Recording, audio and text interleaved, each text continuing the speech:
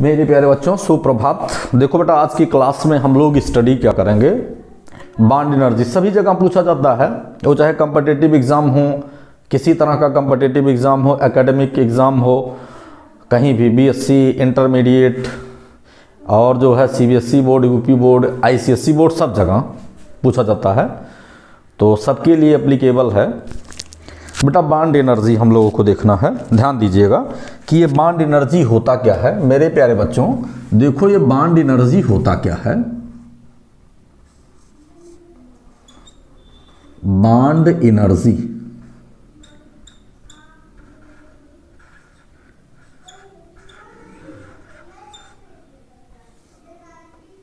अच्छा, कहीं कहीं ये बॉन्ड एंथैल्पी लिखा रहता है, तो उसमें बेटा तुम्हें कुछ डिस्टर्ब नहीं होना है कि बॉन्ड एंथैल्पी, बॉन्ड एनर्जी, वो सब सारी चीज़ें एक ही है, थोड़ा सा सिंबल का इफेक्ट है बस, और कोई बात नहीं है। और कुछ चीज़ें हैं, अब उतना नहीं जानना है आपको। अब देखो तो बॉन्ड एनर्जी बेटा ये होता क्या है, हमें देखना है। देखिए बॉन्ड एनर्जी जो है प्यारे बच्चों, वो उसका सीधा सा जो रिलेशन होता है वो बॉन्डिंग से होती है। ये ध्यान देना प्यारे बच्चों, उसका सीधा सा रिलेशन बॉन्ड एनर्जी का बॉन्डिंग से होती है, ये जानना। अच्छा, बॉन्डिंग में हमें क्या देखना है प्यारे बच्चों? बॉन्डिंग में बेटा हमें जो स्टडी करना है अभी बेटा, वो केवल और केवल कोवैलेंट बॉन्डिंग की बात करना है।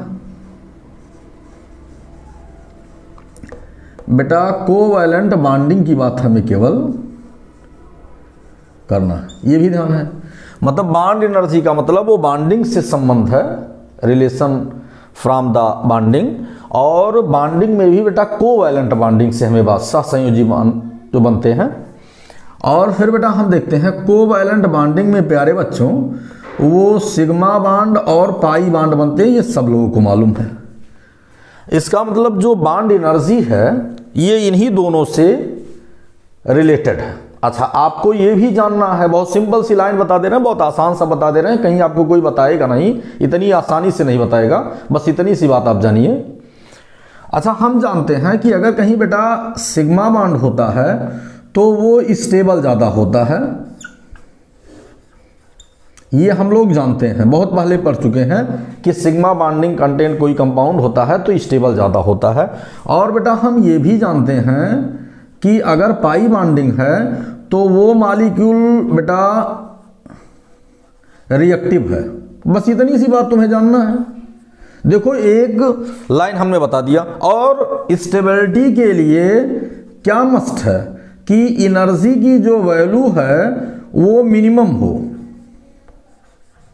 मिनिमम हो क्या हो प्यारे बच्चों? स्टेबिलिटी के लिए मस्ट है कि एनर्जी की वैल्यू मिनिमम हो, और रिएक्टिविटी के लिए ये मस्ट है प्यारे बच्चों कि एनर्जी की वैल्यू क्या हो? मैक्सिमम हो। मैक्सिमम हो। बस इतनी सी बात मेरे प्यारे बच्चों जानना। इससे हमें मालूम क्या हुआ? हमें इससे ये मालूम हो गया कि जो बॉन्ड, बहुत सिंपल सी लाइन तुम्हें बता दे रहे हैं, चूंकि ये सब चीज़ें देखने को मिलेगी। जो बॉन्ड एनर्जी होती है बेटा, bond energy, B for bond और E for energy. Bond energy प्यारे बच्चों जो होती है वो पाई बॉन्ड के इज डायरेक्टली प्रोपोर्शनल होती है। Number of the pi bond, number of the pi bond के हम लिख दे रहे हैं। ये कहीं किसी ने आपको बताया नहीं है, उसमें घुमाने फिराने का बहुत लंबी कहानी बताओ, उससे कुछ होने जाने वाला नहीं है। तो ये number of pi bond, number of pi bond के इज डायरेक्टली प्रोपोर्शनल होता है। इतनी बातों को मेरे प्यारे बच्चों तुम्हें जानना है। देखो एक लाइन तुम्हें मालूम हो गई, ये तो हम बॉन्ड देखकर मालूम कर लेंगे ये। और ये देखिए बॉन्डिंग है, और बॉन्डिंग में हमने क्या बताया? कोवैलेंट बॉन्डिंग से। कोवैलेंट दो तरह की बॉन्डिंग होती है, सिग्मा और पाई होती है। और सिग्मा बॉन्डिंग स्टेबल होता है, पाई बॉन्ड रिएक्टिव होता है। जो स्टेबल होता है उसकी ऊर्जा कम होती है, और जो रिएक्टिव होता है उसकी ऊर्जा ज़्यादा होती है। इससे मालूम हो गया कि if the number of the pi bond are increases then value of the bond energy also इनके। अब देख लो हम लोग डिफिनीशन पर बात करते हैं। ये बॉन्ड बनते कैसे हैं आप सबको मालूम है। दो एटम्स जो है एक दूसरे के करीब आते हैं और इलेक्ट्रॉन की शेयरिंग कर, यहाँ तो इलेक्ट्रॉन की शेयरिंग की ही हम बात करेंगे। क्योंकि हमने बता दिया ना कि बांड बनेगा तभी बांड एनर्जी होगा, बांड बनेगा नहीं तो एनर्जी बांड एनर्जी नहीं होगा। हमें आयनिक कंपाउंड को कभी भी उसको जो है सेंट्रलाइज नहीं करना, हमें कोऑर्डिनेट कंपाउंड को भी सेंट्रलाइज नहीं करना, लेकिन कोऑर्डिनेट जो बांड होते हैं वो भी जो है एक डेटिव बांड होते हैं, इसलिए वहां भी आप स्टडी कर सकते हो, ऐसी बात नहीं है। लेकिन बेसिकली अगर मेजॉरिटी में हम बात करें कि मेजॉरिटी में बेटा बाइंडिंग के विषय में, तो मेजॉरिटी में हमें जो है सिग्मा बाइंडिंग और पाई बाइंडिंग के विषय में डिस्कशन करना है। बेसिकली ऑर्गेनिक केमिस्ट्री है तो यहाँ सिग्मा पाई पर भी हमें ज्यादा जोर देना है। इनऑर्गेनिक होता तो हम कोऑर्डिनेट बांड को भी कंसीडर करते, क्योंकि ये इनऑर्गेनिक है नहीं इसलिए कोऑर्डिनेट बांड को हमें कंसीडर नहीं करना है, ये बहुत सिंपली तुम्हें जानना है। We considered only the sigma and pi bonding because the organic compound maximum form the sigma and pi bond। जो ऑर्गेनिक कंपाउंड होते हैं वो अधिक मात्रा में सिग्मा और पाई बॉन्ड ही बनाते हैं, और आप जानते हो sp sp2 sp3 तक हाइब्रिडाइजेशन ऑर्गेनिक कंपाउंड में ज्यादा पाया जाता है, वो ऑर्गेनोमेटेलिक वगैरह ना हो ये देखना है। और कुछ ऐसे कंपाउंड्स हैं जहां पर कभी कभी होता है, लेकिन बेसिकली हमें सिग्मा पाई पर बात करना है। ये सारी चीजों को आपको मालूम हो गया, कहीं आपको ऐसा मिलेगा नहीं। देखो ये तो छोटे क्लास का भी बच्चा बता सकता ना, ये किस क्लास का, ये इंटरमीडिएट का भी बच्चा समझ सकता है। तो इन सबको पढ़िए और समझिए, कुछ नहीं है बॉन्ड एनर्जी।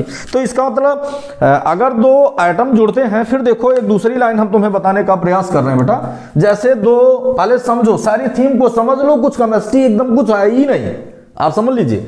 देखिए जैसे हम देखते क्या हैं, जैसे दो परमाणु प्यारे बच्चों हमने लिया, ये दो एटम्स हुए जिसको हिंदी में परमाणु कहते हैं, और इसके पास दोनों के पास बैलेंस सेल में प्यारे बच्चों एक एक इलेक्ट्रॉन है। आप जानते हो बेटा जब ये दोनों इलेक्ट्रॉनों की शेयरिंग करते हैं मेरे प्यारे बच्चों, ये इसका इलेक्ट्रॉन है, इसके इलेक्ट्रॉन को हम दूसरे कलर से बना दे रहे हैं, ये मान लिया गया इसका इलेक्ट्रॉन है। ये प्यारे बच्चों जब एक दूसरे के करीब आते हैं तो इस तरह से क्या होता है, ये इलेक्ट्रॉनों की शेयरिंग होती है। आप सबको मालूम है कि ये इलेक्ट्रॉनों की शेयरिंग होती है। इतना डीप में हम इसलिए पढ़ा रहे हैं कि तुम्हें समझ में बातें आ जाए, और कोई मतलब नहीं है, यहां हमें कोई योग्यता नहीं दिखाना है प्यारे बच्चों। अब देखो है क्या, अब यहां पर जब इलेक्ट्रॉनों की शेयरिंग होती है तो देखो सबके पास, दोनों के पास एक एक इलेक्ट्रॉन हो गए, और जब दोनों के पास एक एक इलेक्ट्रॉन हो गए तो ये सिंगल बॉन्ड ये हो गया, और it is known as sigma bond, इसी को सिग्मा बॉन्ड कहते हैं। जब भी बॉन्डिंग होती है दोनों एक दूसरे के करीब आते हैं बेटा, तो हम बीबीटी जरा देखिएगा, हमारा लेक्चर बीबीटी देखिएगा, बहुत अच्छे से समझोगे तो some amount of energy are release. ये पूरी केमिस्ट्री की कहानी है कि जब जो है बॉन्ड बनते हैं तो ऊर्जा निकलती है, क्योंकि स्टेबिलिटी गेन करने का मतलब ही ऊर्जा निकले। तो यहां पर some amount of energy are release. In case of hydrogen molecule ये तो 435 के जो है किलो जूल पर मोल, किलो जूल पर मोल अमाउंट ऑफ एनर्जी निकलती है, ये तो हम जानते हैं, लेकिन ये एक्स अमाउंट हम मान लेते हैं अगर सब में पढ़, तो इतनी ऊर्जा निकलती है। इसका मतलब जब दो परमाणु एक दूसरे के करीब आते हैं वहां पर जो बॉन्डिंग होती है, बॉन्डिंग के समय जितनी अमाउंट ऑफ एनर्जी निकलती है उसी को हम बॉन्ड एनर्जी कहते हैं। The amount of energy which are released when two atoms approaches with each other form the covalent bond are known as bond energy. ये देखते हैं कि बॉन्ड एनर्जी क्या है, the amount of energy which are released when two atoms approaches with each other form the covalent bond are known as bond energy. तो दो परमाणु जब एक दूसरे के करीब आते हैं और करीब आने के बाद जो बॉन्डिंग करते हैं उस दौरान जितनी ऊर्जा की मात्रा निकलती है उसी को प्यारे बच्चों हम क्या बोलते हैं, बॉन्ड एनर्जी बोलते हैं। अदरवाइज इनको तोड़ने में, इनको अगर तोड़ दिया जाए, इनको यहां से तोड़ा जाए तो स्वाभाविक सी बात है कि 435 किलो जूल पर मोल अमाउंट ऑफ एनर्जी का रिक्वायरमेंट होगा। फर्दर ये किसमें टूटेगा, H और H में टूटेगा, ये गैसियस स्टेज में जाएगा। तो इसका मतलब जो है किसी बॉन्ड को तोड़ने में 1 मोल पर मैक्सिमम हम डिफाइन करते हैं। तो किसी भी बॉन्ड को, सहसंयोजी बॉन्ड को तोड़ने में जितनी कम से कम ऊर्जा की आवश्यकता होती है उसको भी बॉन्ड एनर्जी कहते हैं। चाहे ऊर्जा निकले, बॉन्ड बनने में ऊर्जा निकले, और चाहे बॉन्ड टूटने में जो है ऊर्जा की आवश्यकता हो, इसी को हम प्यारे बच्चों क्या बोलते हैं, बॉन्ड एनर्जी बोलते हैं। बहुत सिंपल सी लाइन है, कुछ इसमें है नहीं। इसका मतलब दो परमाणु एक दूसरे के पास आए, बॉन्ड बना ले तो बॉन्ड एनर्जी, जितनी ऊर्जा निकल जाए, और दो परमाणु हैं उनको तोड़ने में जितनी ऊर्जा की आवश्यकता होती है उसको भी बॉन्ड एनर्जी हम बोलते हैं। तो बेटा इसी को हमें डिफाइन करना है। ये तो हमने तुम्हें बता दिया, इन सारी चीजों को आपको जानना चाहिए, जानकारी करना मस्ट है। अब देखो, तो इसी बेस पर बेटा अब हम डिफाइन करना चाहते हैं कि बॉन्ड एनर्जी होती क्या है। अच्छा, इसके साथ साथ हमें और क्या देखना, हमें ये देखना है कि जब बॉन्ड को ब्रेक करने में अमाउंट ऑफ एनर्जी रिक्वायर्ड होती है प्यारे बच्चों, तो उसको बॉन्ड डिसोसिएशन एनर्जी बोलते हैं। But in case of breaking of the bond, in case of formation of the bond, the amount of energy which are released are known as bond association energy। ये दो condition मेरे प्यारे बच्चों होता है। चलो देखो, अब हम लोग आगे देखते हैं, फिर आपसे बात कर। इसका मतलब अब इसको हम लोग डिफाइन करते हैं कि बॉन्ड एनर्जी क्या होती है, ठीक है ना। तो देखो बेटा क्या होती है, इसको हम देखते हैं, डिफाइन करते हैं, ठीक है। हम जानते हैं कि एटम्स मॉलिक्यूलर फॉर्म में एग्जिस्ट करते हैं, मोस्टली एग्जाम ऑब्जेक्टिव होते हैं, तो हम बहुत ज़्यादा थ्योरेटिकल ना जाकर आपको इंपॉर्टेंट टर्म्स को ज़्यादा बताने का प्रयास कर रहे हैं। देखो बोलते क्या है मेरे प्यारे बच्चों, बोलते हैं the amount of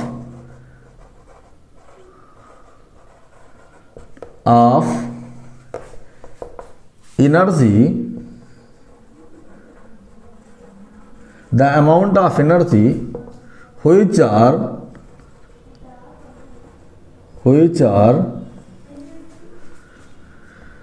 released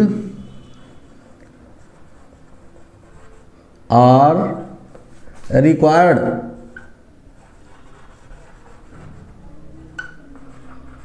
the amount of energy which are released or required in the process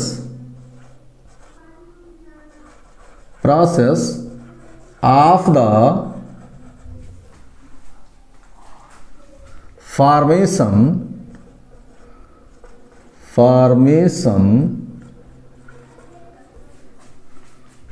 of 1 mole of the molecule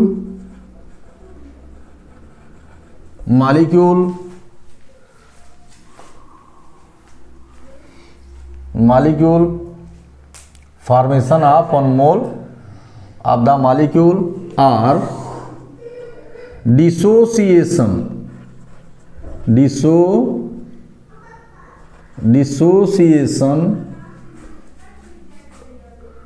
of the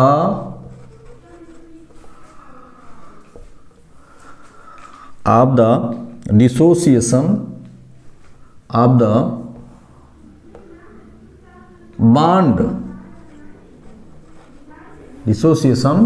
the bond are known as dissociation of the bond are known as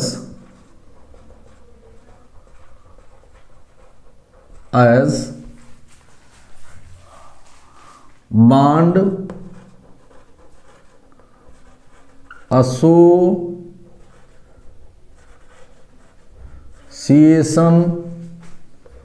or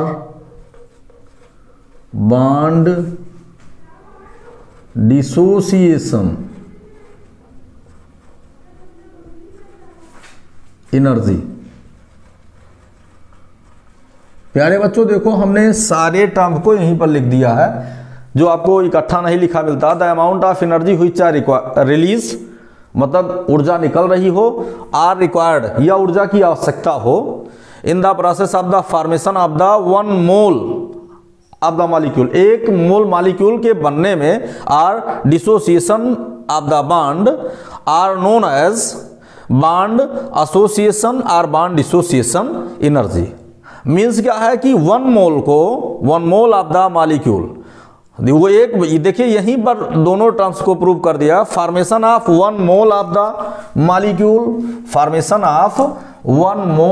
molecule, अब देखिए बाकी understood है। Or dissociation of the bond, यही 1 mole of the molecule, उसको repeat नहीं किया हमने। Dissociation of the bond, 1 mole bond are known as bond association. इसके टर्म में जब अमाउंट रिलीज होगा तो एसोसिएशन एनर्जी बोला जाता है, और दूसरा क्या है, जब एनर्जी रिक्वायर्ड होती है तो बॉन्ड डिसोसिएशन एनर्जी इसको बोला जाता है। इसी को मेरे प्यारे बच्चों बॉन्ड डिसोसिएशन एनर्जी और बॉन्ड एसोसिएशन एनर्जी कहते हैं, और ओवरऑल इसी को हम बोलते हैं बॉन्ड एनर्जी। ठीक है ना। आप देखो एग्जाम्पल के तौर पर हम देखते क्या हैं, देखिएगा, जैसे एज ए एग्जाम्पल मेरे प्यारे बच्चों हम लेते क्या हैं, जैसे जब हम एग्जाम्पल लेते हैं तो एग्जाम्पल के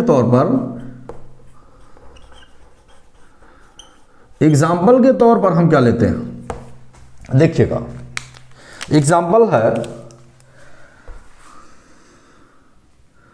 व्हेन, देखिए दोनों को प्रूव किया जा रहा है, when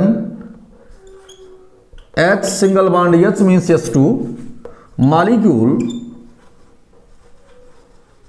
are formed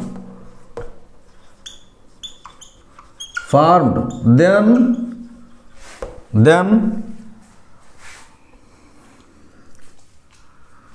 435.8 kilojoule per mole amount of energy are released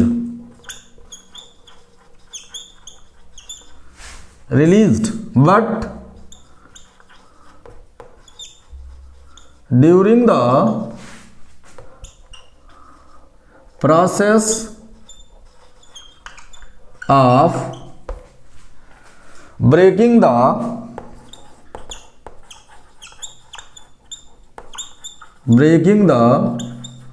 H single bond H means H2 molecule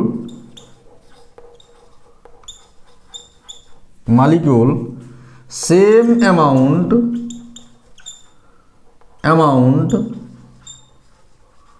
means क्या हुआ, 435.8 kilojoule per mole, same amount of energy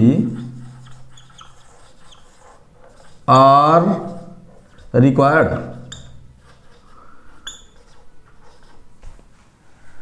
ये बेटा देखो आपने कहा कि जब H2 मॉलिक्यूल फॉर्म होता है, ये H2 मॉलिक्यूल फॉर्म होता है तो इतनी अमाउंट ऑफ एनर्जी रिलीज होती है जिसको बॉन्ड एसोसिएशन एनर्जी बोलते हैं। उसी के टर्म में हम लोग प्रूव भी किए हैं। बट जब इसको तोड़ा जाता है मेरे प्यारे बच्चों, ब्रेकिंग में same amount of energy required होती है।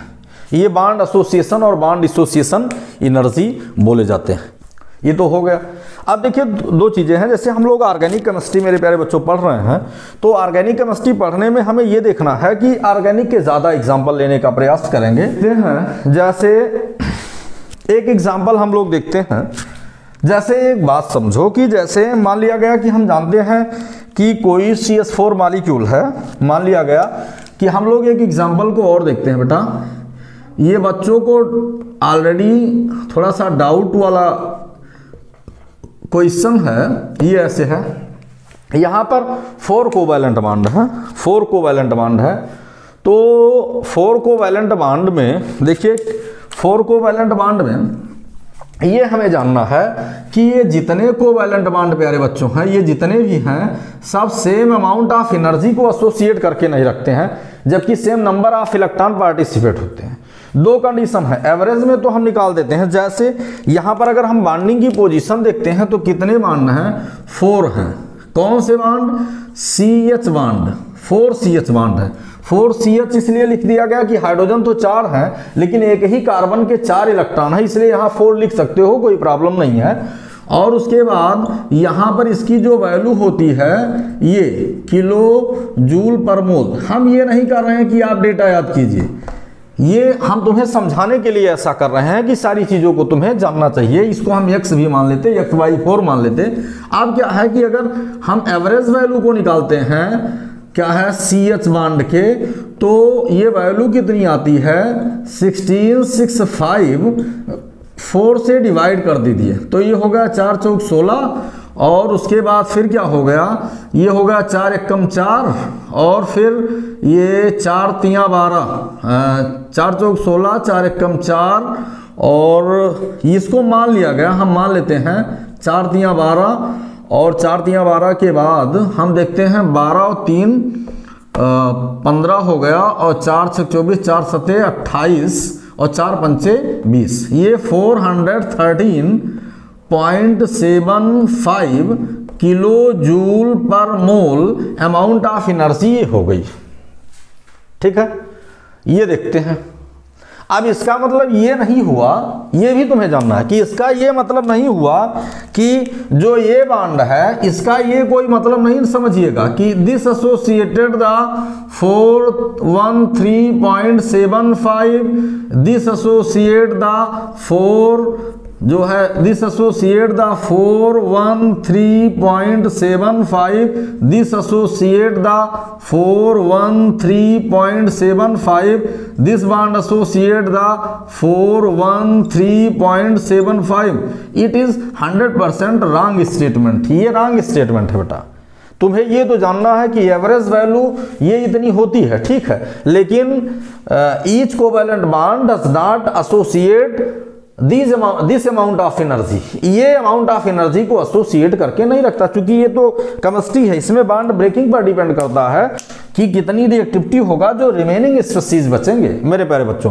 तो इसके लिए हम क्या करेंगे, देखो इसके लिए बहुत सिंपल सी लाइन हम देखेंगे। ये तुम्हें बता दिए कि CH4 का इतना वैल्यू होता है, ये तुम्हें देखना है। इसके लिए बेटा हम ये देखते हैं, हम उसी तरह से प्रूव करेंगे, चाहे कार्बन से हम फॉर्मेशन को प्रूव करें और चाहे CH4 से हम डिसोसिएशन को प्रूव करें, तो वहां पर मेरे प्यारे बच्चों हमें मिलेगा क्या, देखो मिलेगा हमें ये कि जैसे हमने लिख दिया, क्या लिख दिया, जैसे हमने लिख दिया कि यहां पर हमने C कर दिया, और उसके बाद हमने H कर दिया, H कर दिया, H कर दिया और H कर दिया CH4, इसको हम ब्रेक कर रहे हैं। तो ब्रेकिंग में एक बॉन्ड को ब्रेक करने में CH4 का ये 427 किलो जूल पर मोल अमाउंट ऑफ एनर्जी रिक्वायर्ड होती है। अब देखो तो इसका मतलब ये किस में कन्वर्ट हो जाता है, C के बाद ये H फ्री रेडिकल, प्यारे बच्चों ये एक फ्री रेडिकल हो गया, ये तो दिस अमाउंट ऑफ एनर्जी ये हो गई। फिर हम क्या करते हैं, इसी फ्री रेडिकल को मेरे प्यारे बच्चों लेते हैं, ये ले लिए, और यहाँ पर फ्री रेडिकल को हमने ले लिया, ये हो गया। फिर हमें जो second amount of energy required होती है वो 439 जो है किलो जूल पर मोल अमाउंट ऑफ एनर्जी ये रिक्वायर्ड होती है। फिर मेरे प्यारे बच्चों ये बनता क्या है, ये हो जाता है H और 2 इलेक्ट्रॉन को यहाँ फिर रखे, और फिर ये एक इलेक्ट्रॉन यहाँ बाहर चला गया। फर्दर फिर क्या किए, उसको मेरे प्यारे बच्चों फिर हम यहाँ से पकड़े, और यहाँ से हमने H और H को किया, 2 इलेक्ट्रॉनों को यहाँ किया, और ये नियर अबाउट अप्रॉक्सीमेटली 452 जो है किलो जूल पर मोल अमाउंट ऑफ एनर्जी रिक्वायर्ड हुई। फिर ये किस में कन्वर्ट हो गया, C और H, और उसके बाद फिर ये इसमें कन्वर्ट हो गया। उसके बाद फिर मेरे प्यारे बच्चों इसको क्या करते हैं, लास्ट स्टेप में हम क्या करते हैं, C लिए और सभी इलेक्ट्रॉनों को प्यारे बच्चों हमने लिख दिया, और लिखने के बाद फिर हमने क्या किया, यहाँ पर ये वैल्यू घट जाती है 327 किलो जूल पर मोल। ये भी तुम्हें जानना चाहिए कि लास्ट में ऊर्जा घटती क्यों है, क्योंकि यस ऑर्बिटल में पहुंच जाता है। इसका बेसिक रीजन यही है। अब जो पढ़े हैं छोटे क्लास में उनको मालूम है, उतना लंबी कहानी हम नहीं बता पाएंगे। और फिर ये आपका यहाँ तो मान लीजिए H फ्री रेडिकल था, और फिर यहाँ पर ये फ्री रेडिकल बन गया। इसका मतलब these amount of energy are known as dissociation, bond dissociation energy. इसी अमाउंट को हम क्या बोलते हैं, बॉन्ड, देखो B for bond, D for dissociation, E for energy, bond dissociation energy. इनको सबको हम जोड़ लेते हैं, अप्रॉक्सीमेटली वही वैल्यू आएगी। तो अब सारी चीजों को हमें देखना है कि each bond have different value of the associated amount of energy. ये देखिए, ये यहाँ पर मेथेन से आप जो है यहाँ पर कार्बन पर पहुँच गए हैं, इस तरह से जो है आपका ये फ्री रेडिकल मिलता चला गया। सबका नाम हम लिख देते हैं। ये हमारा मेथेन है, ये हमारा मेथेन है, मेथेन है, और ये हमारा मेथिल फ्री रेडिकल है, मेथिल फ्री रेडिकल। प्यारे बच्चों, ये हमारा मेथिल फ्री रेडिकल फिर है। ये क्या है हमारा? ये है हमारा ईथीन। तो इसका मतलब क्या है? इसको हम कार्बीन भी बोल सकते हैं, कोई प्रॉब्लम नहीं है। It is known as carbene. और फिर कार्बीन से फिर ये क्या है? ये हमारा हो गया कार्बाइन।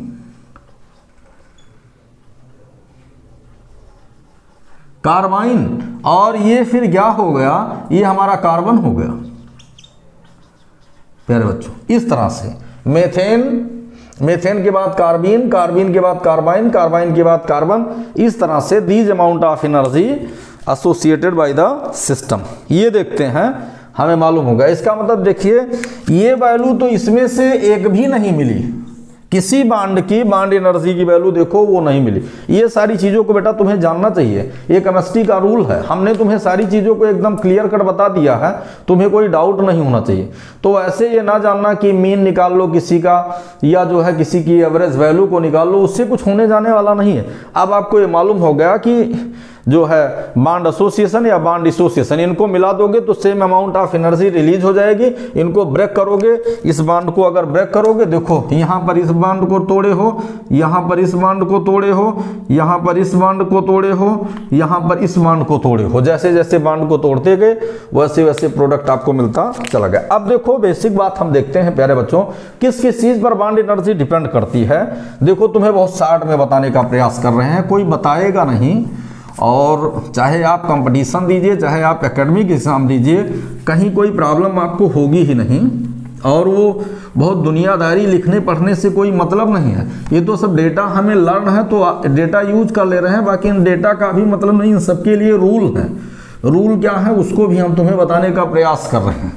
देखो हम तुम्हें बहुत सीधी सीधी बातें बता रहे हैं, और प्यारे बच्चों बहुत इंपॉर्टेंट लाइन को हम लिख रहे हैं। देखो पहला क्या है, जो है हम लिखते हैं factor affecting, factor affecting, factor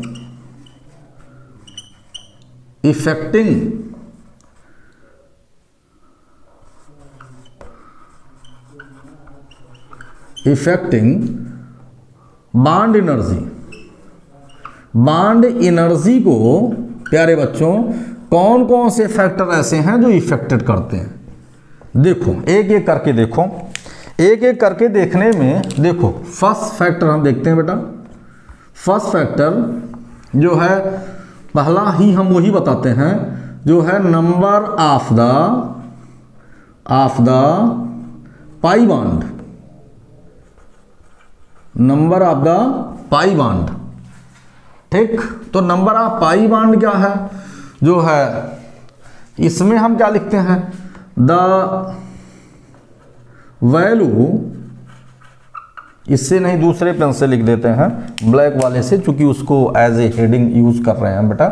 देखिए हम इसको क्या लिखेंगे, the value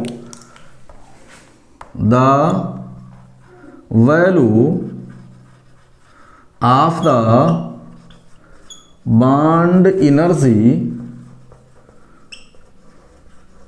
is directly proportional to the number of the pi bond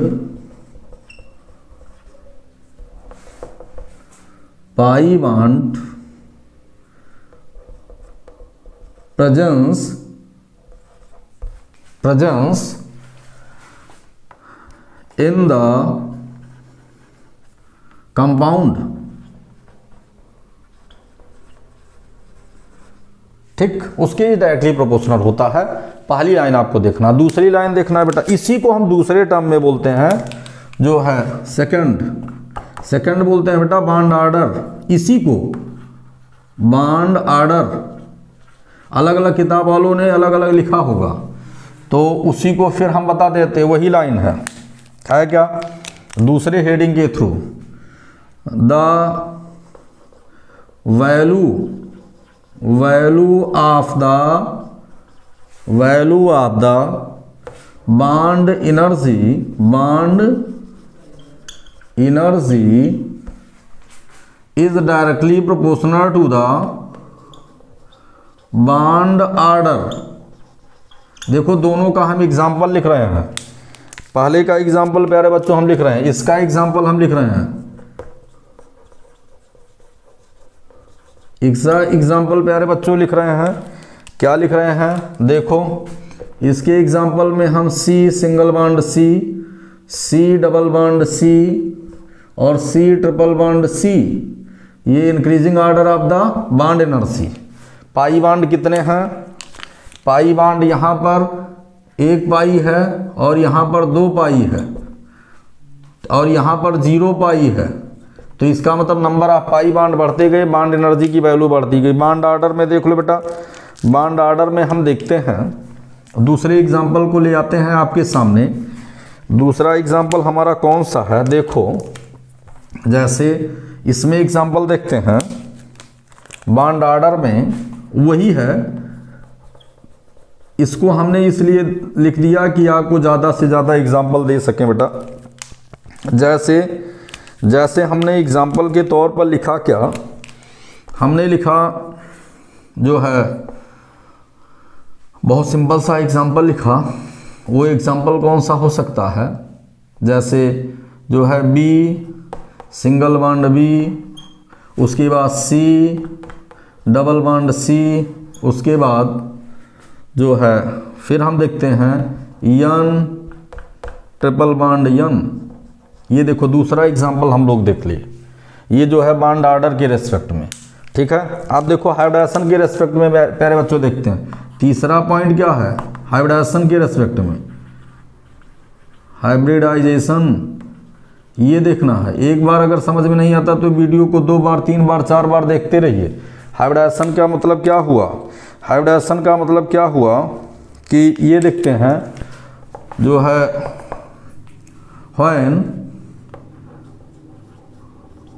when percentage P character are increases, then the value of the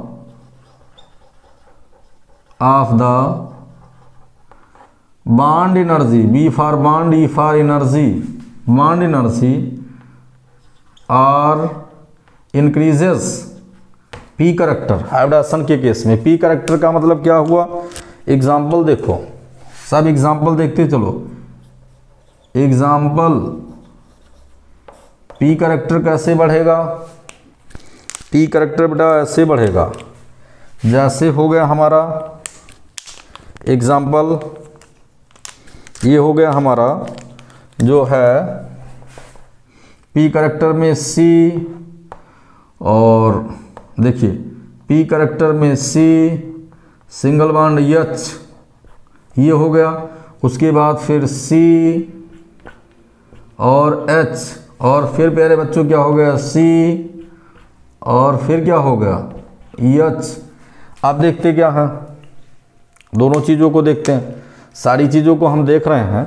तो ऐसी स्थिति में यहाँ पर कौन सा हाइब्रिडाइजेशन है, हाइब्रिडाइजेशन की पोजीशन को अगर हम ऑब्जर्व करते हैं प्यारे बच्चों, तो हमें मिलता क्या है, यहाँ पर sp हाइब्रिडाइजेशन है, यहाँ पर sp2 हाइब्रिडाइजेशन है, यहाँ पर आपका sp हाइब्रिडाइजेशन है, यहाँ पर sp2 हाइब्रिडाइजेशन है, और यहाँ पर sp3 हाइब्रिडाइजेशन है, sp3 हाइब्रिडाइजेशन है। ये सारी चीज़ों को देखना है। तो sp हाइब्रिडाइजेशन में p करेक्टर कितना हुआ, ये हो गया 50%। और उसके बाद फिर हम देखते हैं ये क्या लिखा है, when the percentage yes character, आप कहिएगा परसेंटेज यस करेक्टर, p नहीं प्यारे बच्चों, ये परसेंटेज यस करेक्टर है। हमने ध्यान नहीं दिया, परसेंटेज यस करेक्टर। अब देखो तो यहाँ पर यस करेक्टर कितना परसेंट है, 50%। यहाँ पर यस करेक्टर कितना है, 3, तो ये हो गया जो है 33.33% है। और यहाँ पर मेरे प्यारे बच्चों यस करेक्टर कितना है, 25% है, 25%। इसका मतलब अगर परसेंटेज यस करेक्टर बढ़ता है तो बॉन्ड एनर्जी की वैल्यू बढ़ती को आगे बढ़े, आगे बढ़ने पर हमें क्या मिला, फिर हमें मिलता है जो है साइज पर हम आकर डिस्कशन कर रहे हैं। साइज पर डिस्कशन करने के मूड पे हैं कि साइज पर क्या इफेक्ट पड़ता है, कैसे पड़ता है। प्यारे बच्चों देखो साइज के इफेक्ट को हम देखते हैं, क्या है साइज के इफेक्ट पर जब हम बात करेंगे तो हमें मिलेगा क्या, देखो प्यारे बच्चों साइज पर अगर हम बात करते हैं तो एटॉमिक साइज नेक्स्ट पॉइंट है, जो है चौथा पॉइंट है, जो है atomic size. Atomic size, size bond energy क्या होती है, देखो इसमें हम लिखते हैं, इसमें लिखते हैं द वैल्यू ऑफ द